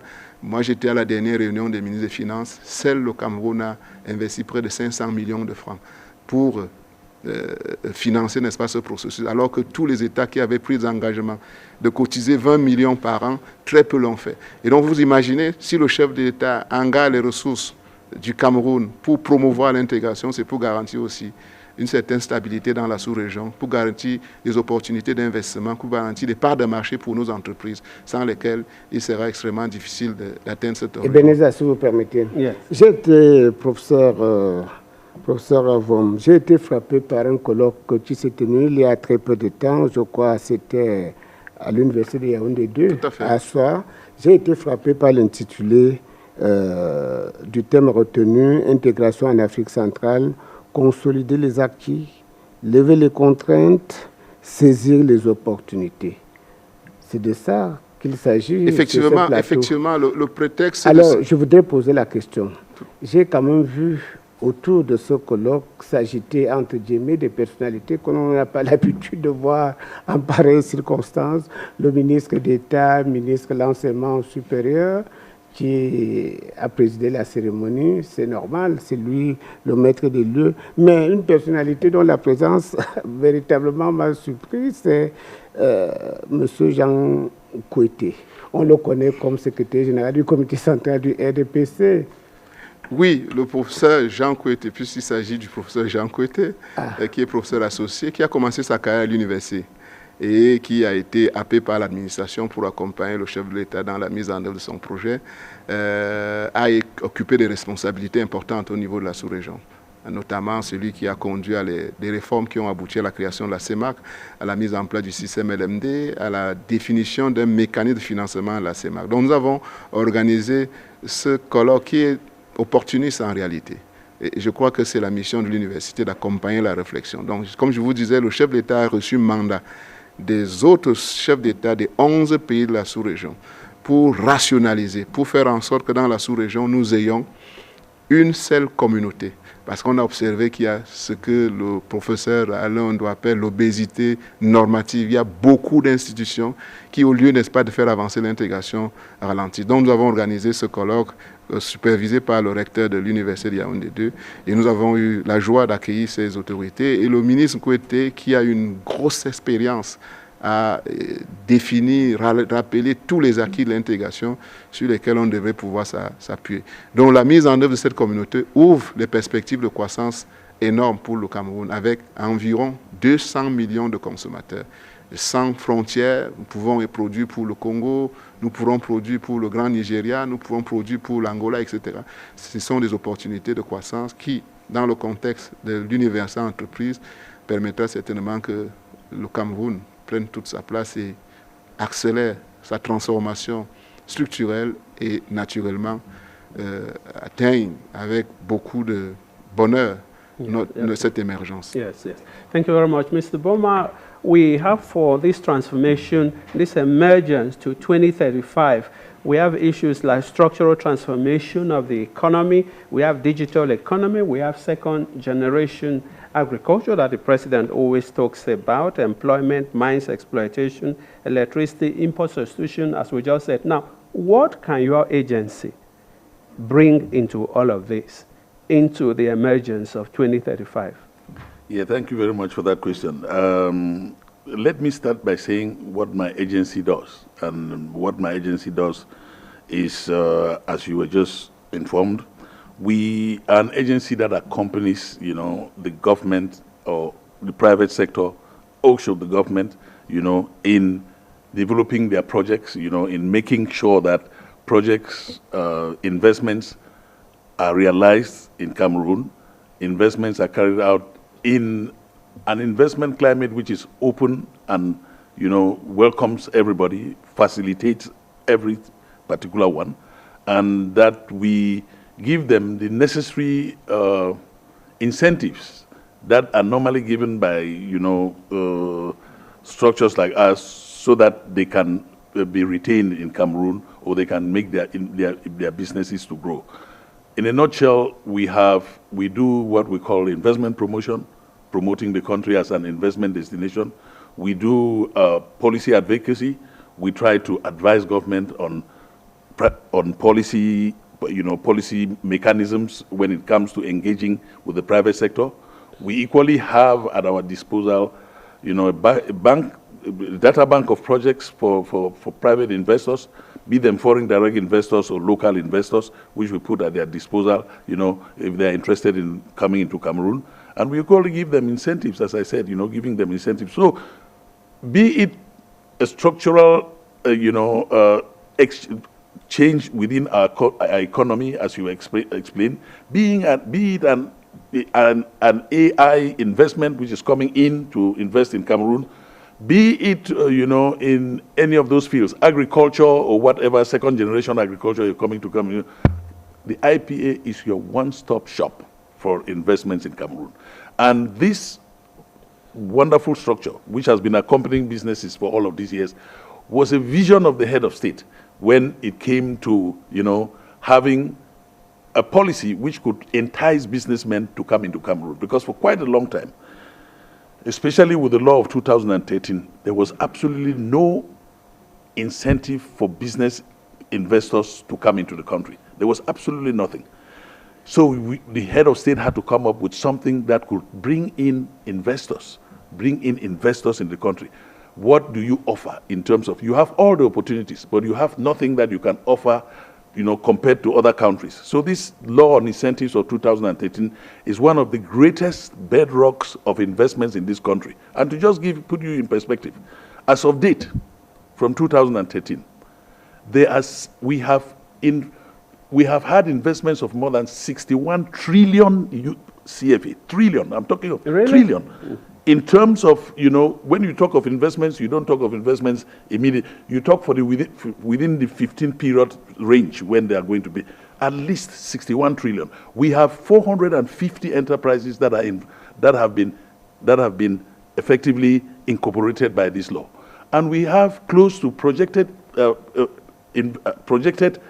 employment that we are expecting to have within the 15-year period is about 156,000 jobs, which are projected. When you look at the landfill of investments in this country, you go to Douala, see the new things that are coming up there. You see all the big companies that are coming up there. Go to Simfor, the cement companies. All those are under the portfolio of the IPA. They are all benefiting from incentives in this country that were put in by the law of 2013. So we want to say that this was a real capital aspect, when it comes to, boosting investments. We talk of a resilient economy, but we don't know from where that resilient economy came. We have to know that resilient economy owes 50% of existing to that law. Yeah. And the head of state did it. Yes. On va atterrir. Nous avons parlé de bonnes choses. Devenir un nouveau pays industrialisé, devenir un pays émergent, mais il y a quand même des préalables, j'allais dire élémentaires. Jusqu'où pouvons-nous aller sans fourniture suffisante en énergie, en eau, ainsi de suite? Est-ce que les politiques publiques en matière d'eau, en matière d'énergie, sont en capacité de rendre disponible le minimum nécessaire? Il me semble, je crois que tout le monde s'accorde à dire que le Cameroun a beaucoup de ressources énergétiques. Et j'observe, je vois toute l'action du gouvernement, les membres du gouvernement, le Premier ministre, les différents membres du gouvernement qui ont cette responsabilité, qui se battent pour que l'électricité soit disponible, parce que c'est la condition. Avec des contraintes aujourd'hui, des respects de l'environnement, des respects des normes internationales, alors que d'autres pays se sont industrialisés dans un contexte différent.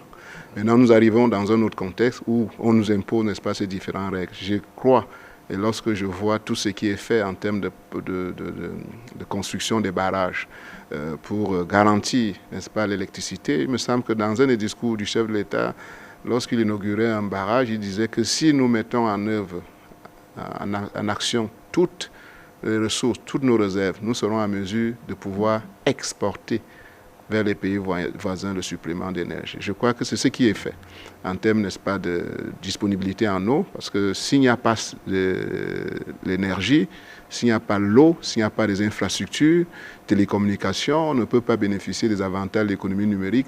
Donc, chaque jour, quand moi je regarde la télé, quand je lis le journal, je vois que le gouvernement est en action pour essayer, autant que cela est possible, de mettre en musique tout ce que le chef de l'État prescrit, mais avec, bien évidemment, les contraintes qui vont avec.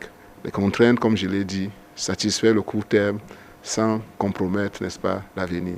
Si on ne le fait pas, on peut bouleverser la stabilité, la structure sociale actuelle et compromettre définitivement le long terme. Donc c'est vraiment la grosse difficulté qu'il y a avec le peu de ressources que nous avons, comment garantir en permanence, n'est-ce pas, le paiement des salaires, le recrutement, n'est-ce pas, des nouveaux fonctionnaires pour faire en sorte que dans tous les coins du Cameroun, qu'il y ait des enseignants, qu'il y ait des infirmiers, et ça a des charges. Et vous voyez que si ça ne dépendait que des institutions internationales, le recrutement serait arrêté, mais je vois à chaque année, contre la volonté de ces institutions, le chef de l'État donne son accord pour le recrutement. Et ça, il faut que les Camerounais prennent cela en considération, que compte tenu des ressources limitées, compte tenu de l'environnement international qui est extrêmement changeant, il faut qu'ils comprennent que l'action gouvernementale se fait dans un contexte extrêmement difficile et qu'ils apprécient ce qui est fait, même s'il faut être exigeant, ça c'est évident. Il faut être exigeant, il faut demander des comptes, il faut améliorer la gouvernance, etc. Mais ils doivent quand même reconnaître la difficulté qui est celle du gouvernement. Thank you very much, gentlemen, for coming. This is the end of this section of the program. Thank you for coming.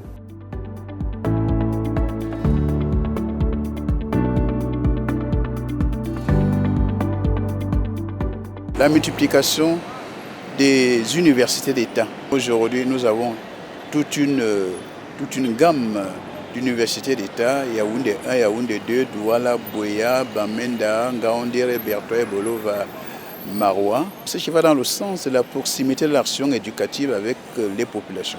Il en est de même pour l'enseignement secondaire. Son Excellence, M. Paul Biya, président de la République du Cameroun, a réalisé d'énormes projets dans la région de l'extrême nord. Je voudrais commencer par celle qui a consacré l'extrême nord en province puis en région en 1983. Je voudrais évoquer ici la création de l'université de Maroua qui aujourd'hui a en son sein plus de 35 000 étudiants. Il y a d'abord très récemment le plan spécial jeune. Le plan spécial jeune qui depuis 2017 permet aux jeunes de se frotter à l'entrepreneuriat. Et cela a permis, n'est-ce pas, la réduction du taux de chômage dans notre pays. On peut compléter avec le taux d'alphabétisation. Vous voyez, lorsque le président accède à la magistrature suprême, on n'a qu'une seule université. Aujourd'hui, nous en comptons plus d'une dizaine, sans compter des instituts privés. Il y a eu la paix. Et c'est cette paix qui m'a permis d'avoir beaucoup d'enfants, d'avoir beaucoup de femmes même. Parce que je me suis marié avec beaucoup de femmes. Moi, je parle plus de ça. Bon. Et vous savez que s'il n'y a pas la paix, mon ami, c'est plein mauvais. Le Cameroun est fier d'être ce qu'il est. Être fondateur, être professeur d'université, pour un montagnard, si ce n'est pas qu'il y a eu la paix, si ce n'est pas parce qu'il y a eu des écoles dans mon village, et il y a même la construction d'universités dans ma région, qui m'a permis d'être ce que je suis. Mais c'est au nom de Paul Biya. Qu'est-ce que vous voulez que je fasse encore et que je dise plus que ça? We are very happy for the university. And now we wanted to do, if you were supposed to travel to go in Yaoundé or Ngaoundé or elsewhere, we will be here and study here. Je suis maman, grâce à Dieu et grâce à la structure que Maman Chantal Biya a construite. Merci Maman Chantal Biya. Plus de 20 ans à son Excellence Paul Biya, qui continue toujours à penser aux gens comme nous. J'ai 2 enfants. Je dis merci au couple présidentiel parce qu'il a initié le projet pour aider les femmes du monde en général et en particulier les femmes camerounaises parce que les femmes camerounaises ont eu vraiment la grâce d'être maman.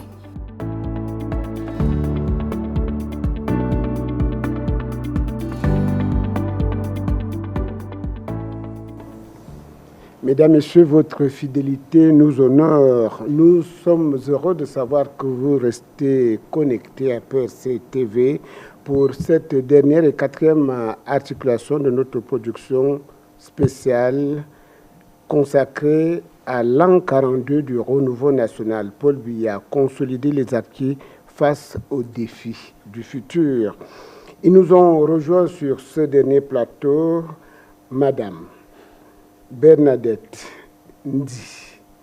Je prononce bien votre nom. Vous venez de très loin, du sud-ouest.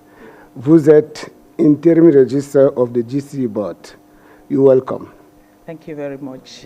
I am highly elated to be called upon to share my views on this 42nd anniversary of our President's ascension into power.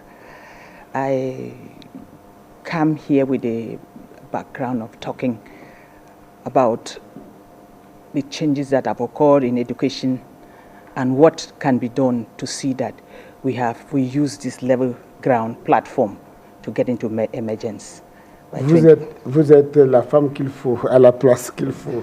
Également sur ce plateau, professeur Njoya Oudou, directeur médical du Centre hospitalier universitaire de Yaoundé. Bienvenue. Merci de nous faire l'honneur de nous recevoir sur ce plateau. Nous sommes véritablement touchés par cette invitation et pour discuter ou bien partager ce point de vue que nous avons par rapport au renouveau. Nous avons la particularité d'avoir vu naître le renouveau en tant qu'étudiant en médecine et aujourd'hui de vivre le renouveau en tant que fonctionnaire au Cameroun. Donc, professeur d'université en position, j'ai vu tout passer depuis la conception jusqu'aux réalisations. Donc, le renouveau social au Cameroun sous le magistère du président Paul Biya, enjeux et défis. Yeah, ladies and gentlemen, in this segment of our program, we bring to you the challenges of the social sector, the expectations of Cameroonians as they desire more access to education, employment, quality health care, and the benefits that accrue from the digital economy. Mathias Kwemeko reports. Cela faisait plus de 2 décennies que les pluies n'avaient plus fait autant parler d'elles au Cameroun. En effet, d'août à octobre 2024, de fortes pluies se sont abattues sur la région de l'extrême nord. Le dérèglement climatique continue de faire des dégâts effroyables. Après des appuis divers apportés par le couple présidentiel, Paul et Chantal Biya, les sinistrés n'arrêtent pas de tendre la main. L'homme du 6 novembre devra travailler à contenir le fleuve Logon dans son lit, à veiller sur une humanisation disciplinée des grandes métropoles et à éloigner des populations des zones inconstructibles, source de grandes catastrophes ici et là. En attendant d'y voir plus clair, le gouvernement se fait le devoir de rapprocher l'école de tous et partout.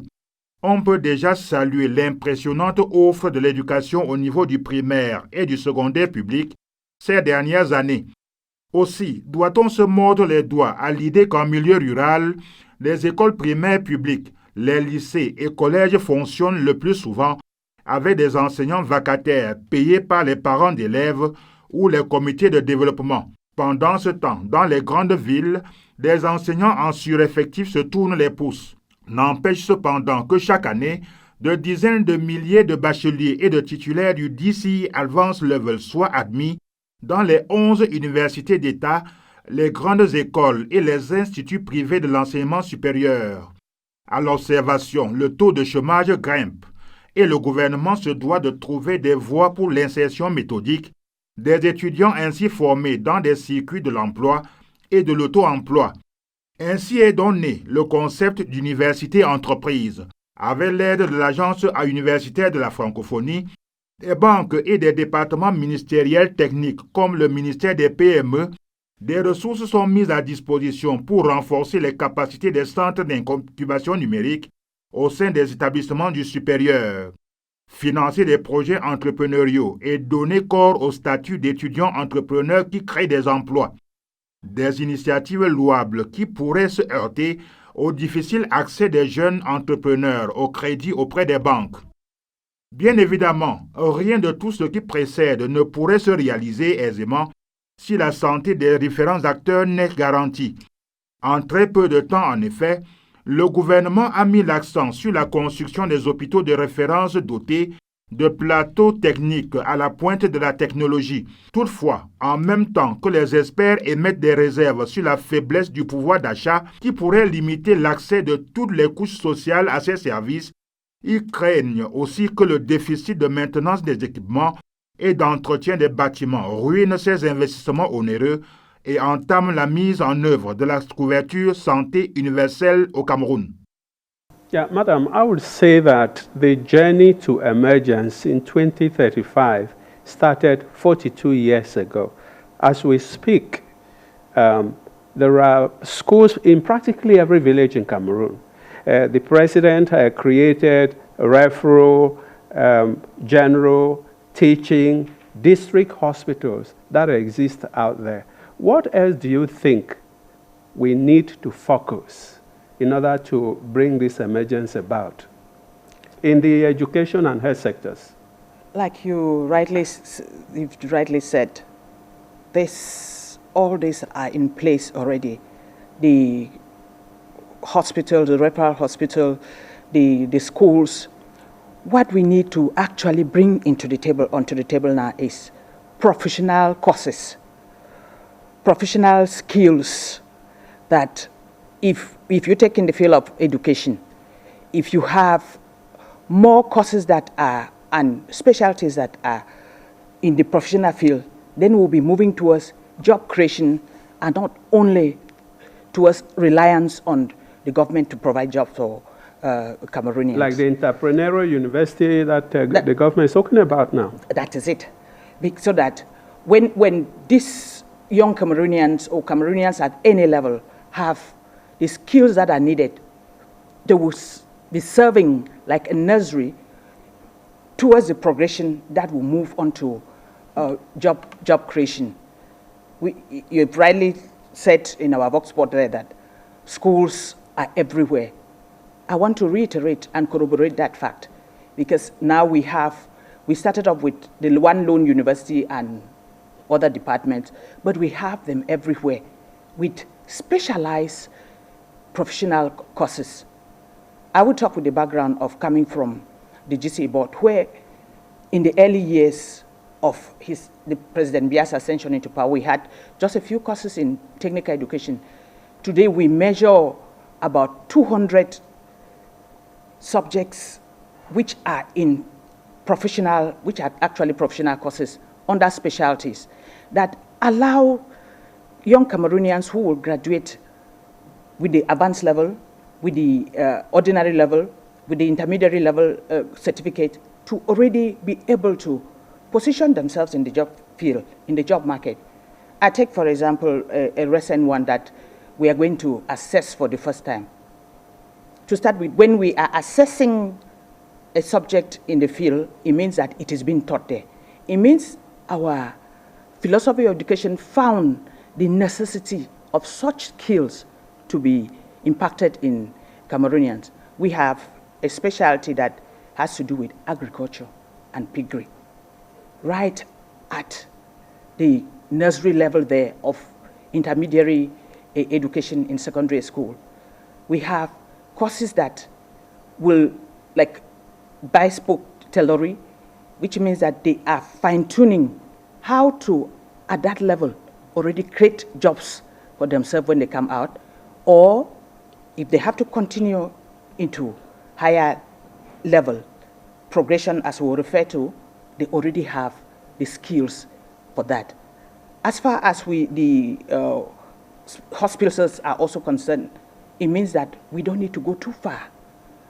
What we need is need assessment now, so that when it comes to, in the education field, to the recruitment of lecturers, to the training of teachers in secondary education, need assessment would have already told us how many are needed.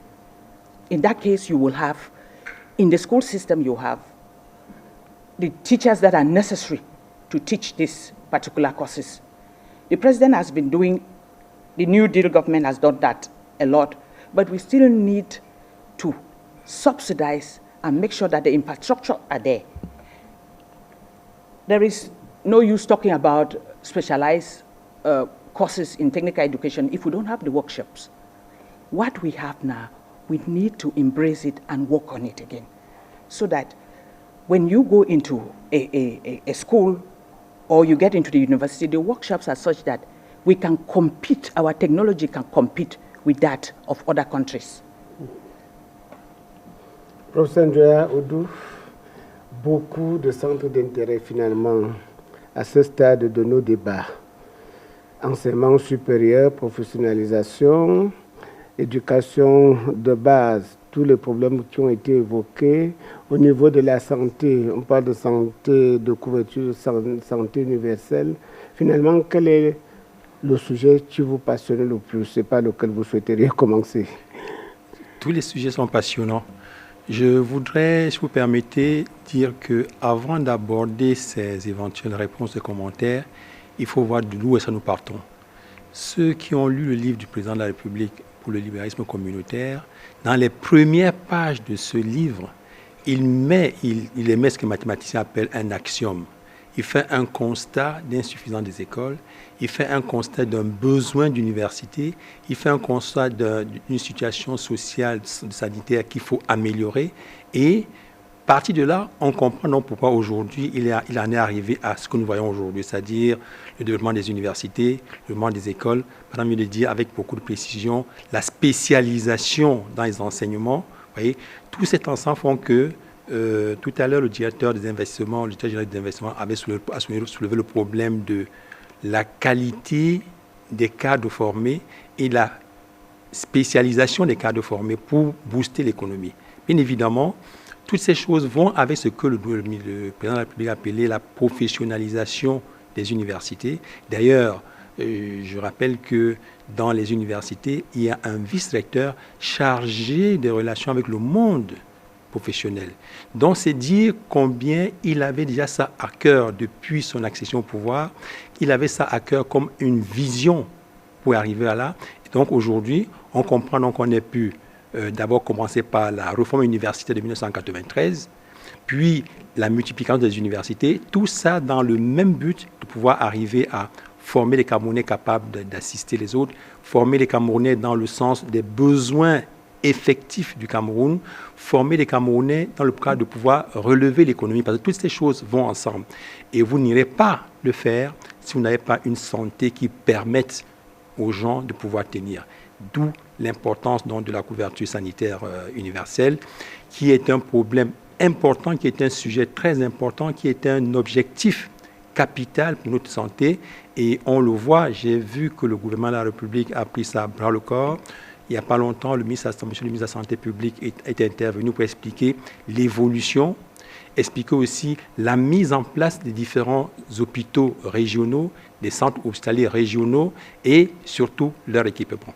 Donc, toutes ces choses font que quand on revient en arrière sur les équipes du président de la République, à la fin de son livre, il avait 30 objectifs le Cameroun. L'article numéro 19 parle exactement de la situation sociale du Cameroun, de sa vision, la situation sociale. Donc, on comprend donc que tout ce qu'on voit aujourd'hui était ce que le président avait déjà mis en place, c'était sa vision de la société camerounaise et progressivement, il est en train d'y arriver avec toutes ces innovations que nous voyons. Je suis d'accord avec vous, vous me direz que c'est encore insuffisant dans certains aspects. Je suis d'accord. Mais maintenant, on parle de needs assessment. Très important parce que là où la prévision permet de dire il va y avoir une évolution de 10%, de 20% de la population, de la jeune population pour pouvoir créer les écoles, créer les infrastructures en fonction de toutes ces demandes-là. Alors, si vous étiez demandé de comparer, j'allais dire les deux époques, entre hier et aujourd'hui, où en sommes-nous? La comparaison est très facile. Elle est très facile parce que, je vous ai dit, j'ai eu la chance d'avoir été étudiant quand le renouveau arrivait, d'avoir travaillé sur le renouveau. Donc, j'ai eu le temps de voir évoluer dans un sens comme dans l'autre. On voit bien que, bien évidemment, l'option que M. le Président de la République avait déjà s'était fixée est en train d'être atteinte. Il est en train d'y aller méthodiquement. D'accord, les gens vont faire la critique en disant que oui, ça ne va pas très vite. Oui, c'est vrai, ça ne va pas très vite à leur façon de voir. Mais le tout n'est pas de courir. La victoire n'est pas à qui arrive le premier. Il vaut mieux aller à point et arriver méthodiquement vers les résultats escomptés. Et il est en train d'y arriver. Au plan universitaire, au plan éducation de base, au plan de la santé, on est en train d'y arriver. Je vous donne un chiffre pour dire que les projections du ministère de l'Éducation nationale que j'ai pu avoir montrent qu'en 2024, ce sera 5 millions, plus de 5 millions d'élèves dans nos élèves. C'est énorme, c'est appréciable. D'accord, il en faut encore, je suis d'accord avec il en faut encore, mais voyons la progression qu'il y a eu. C'est presque plus de 10% de progression tous les ans. Mais maintenant, est-ce que les calculs prévisionnels permettent à ce qu'on puisse être au pas, qu'on puisse être à jour? Là, c'est un autre sujet un autre défi qu'il faut aussi bien prendre en compte avec les prévisionnistes et pour la bonne information du décideur qui est le président de la République. Quel est le type de Camerounais que l'on veut aujourd'hui produire dans nos écoles, dans nos universités? Est-ce qu'il y a un profil type de Camerounais à former? Il y a un souhait de Camerounais à former. Tel qu'on voit la ligne tracée par M. le Président de la République, ses souhaits, c'est quoi? C'est le Camerounais qui est capable de répondre aux problèmes nationaux. C'est le Camerounais qui peut créer un emploi. C'est le Camerounais qui peut résoudre tous les problèmes dans tous les secteurs avec l'aide des familles, bien sûr, mais aussi avec des contributions des sociétés savantes, comme on les appelle. Donc, le profil du Camerounais d'aujourd'hui, en 2024, où nous sommes maintenant, c'est de dire, j'ai été formé dans un esprit, qu'est-ce que je fais pour m'auto-employer et pour employer d'autres personnes? C'est là le profil du Camerounais d'aujourd'hui. Il en est de même aussi bien dans le secteur économique que dans le secteur de la santé. Je vous rappelle en passant que nous formons actuellement 700 médecins au Cameroun par an. Ce n'est pas donné à n'importe quel pays. Ça veut donc dire qu'une partie sera absorbée par le gouvernement de la République, l'autre partie va s'investir dans la création, dans la mise en place des hôpitaux peut-être privés ou éventuellement de travailler en association avec d'autres. Donc, l'esprit d'entrepreneuriat est très, très encouragé à mon avis. Vous êtes très optimiste, il y en a qui repartent pour d'autres horizons. Oui, vous savez, l'être humain est comme il est. L'être humain aspire au bonheur. D'autres pensent que le bonheur se trouve ailleurs. Mais moi, je suis persuadé que ce bonheur n'est pas seulement ailleurs. On peut, si on réfléchit bien, si on est un peu patient, si on a un peu de résilience, arriver à traverser le pont. Mais on apprend de différentes manières. On apprend sur les bancs, comme vous le faites. Vous êtes enseignante en centre de l'éducation, en mathématiques, avant les fonctions officielles que vous occupez en tant qu'intérim Register of the GC Board. Vous-même aussi, en tant que médecin, vous dispensez des cours, des enseignements. Vous êtes professeur d'université. Donc, on apprend sur les bancs, mais on apprend aussi en regardant la société, en voulant imiter les autres. Est-ce que notre société aujourd'hui offre des exemples que les jeunes peuvent suivre dans un environnement plombé par... Vous voulez que je prononce le nom? Plombé par la corruption. Votre conseil est exact. Et voyez-vous, nous sommes dans un monde globalisé où les jeunes ont la tendance de copier négativement certaines choses. Je me rappelle, une fois, le président de la République a dit de ne pas être les followers, de ne pas poursuivre. C'est-à-dire qu'il faut faire la distinction entre le bien et le mal, entre guillemets, entre ce qui est bon et ce qui est mauvais. Et là, c'est le rôle des éducateurs, c'est le rôle des parents, mais c'est aussi le rôle des médias. C'est aussi le rôle des médias, je vous titille un peu pour dire que les médias qui doivent porter l'information, porter la sensibilisation, doivent aussi jouer leur rôle dans cela. Donc oui, il y a des tentations, des gens sont tentés parce que le monde est globalisé. On pense que l'Eldorado, c'est ailleurs, mais je pense que l'Eldorado peut être trouvé aussi chez nous. Yes, madam. Can you tell us the situation now? What is the trend? In normal schools before, the majority used to go there in regular schools, but then you had professional schools. And with the situation now where the ministers are talking about professionalization and so on, we know that in vocational schools, that spirit was there. Do you have maybe more children going to vocational schools now to professionalize, to get a job much quicker? For now, we have situations where the education of young Cameroonians, even though it is under 4 key ministries, we're talking about the Ministry of Basic Education, Secondary Education, Higher Education, then Employment and Sport. We also have some palpable aspects of education that are taken care of by ministries where they actually carry out professional training. Take, for example, in the Ministry of Agriculture, where you have they train the agri-technicians there, and the Ministry of Livestock and Fishery Industry, where you have fishery technicians there. So we can say that there is also a shift in training professionals in these other ministries. Meanwhile, even in the main key ministry, there is sensitization for young Cameroonians to get into these professional courses. We have situations where we have just developed the syllabuses for technical education, which will serve like nurseries for the professional courses in the university. And like I mentioned earlier, we have about 26 different specialties that have to do with, you have biomedical trainings right at those junior levels. Then we also, when you move over to the university level, those professional courses, even though some parents might look at it as that they are a bit more expensive, that will be with the understanding that university education is almost free. Because when you pay 50,000 francs, we can consider it as registration. These other courses, when you compare to how much they can cost if you were to travel abroad, which brings me to a situation where I can say that we can contextualize the import substitution. You can bear with me how in the early days, if you had to do veterinary medicine in this country, you must travel out of the country. If you had to do some special courses in the sciences, you had to travel out of the country. Even architecture. Yes. Je suis tenté de poser une question qu'on peut qualifier de simpliste.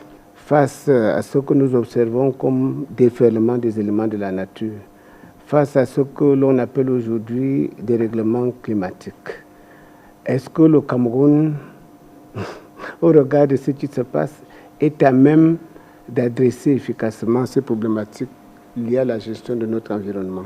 Je pose la question à tout le panel. Yes, that has to do with climate change.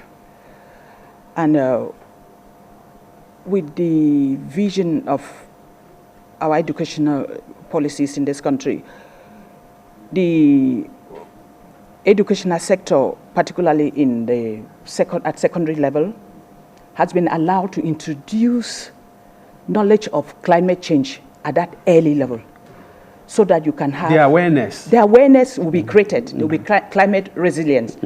So if you look at some of the subjects that are taught in our secondary schools, there is already curricula that has been developed for young Cameroonians to be informed about the climate change, so that this climate resilience, that knowledge that they acquire, will be able to make them take informed choices about the changing climate change in our country. So basically you're saying that President Paul Biya is there to take us to 2035 with the education sector, the health sector, and the other areas in the social sector. Yes, the other areas, because in the education sector, like I've said, we are allowed to freely impact on Cameroonians a curricula that will inform them, will cause them make informed choices that can lead them through job creation, and that is going towards emergence, where the pressure will not only be on the government providing the jobs for young Cameroonians, but they themselves being able to create jobs. When you look at the universities that have come up, a lot of startups have also come up, created startup by young Cameroonians around this university environment. If you go to, take for example in Buea, there are startups by young Cameroonians which give them self-employment. Yes. Yes, all that is because a enabling environment is there, and they now are able to create jobs for themselves. Mm-hmm. Yes, Professor, you're saying that with education as it is in place, with the health sector and so on, Cameroon can emerge? We can emerge, but if you permit me, I will come back a bit on the environment problem, because I mean, when I say we, our country is not the only country which is facing those difficulties. It's worldwide. But what our government is doing is very good so far because we are going forward. We are trying to be forward among concerning all those climate changes. The main problem, the main issue now is to let people be informed on how to behave now. Because when I went through the different aspects in the Ministry of Environment, I saw that many laws have been created, to how to manage the wastage, how to avoid climate changes concerning our hoods and so on and so forth. All those things have to be taught clearly from very junior because in a matter of 1 year, you're going to take time.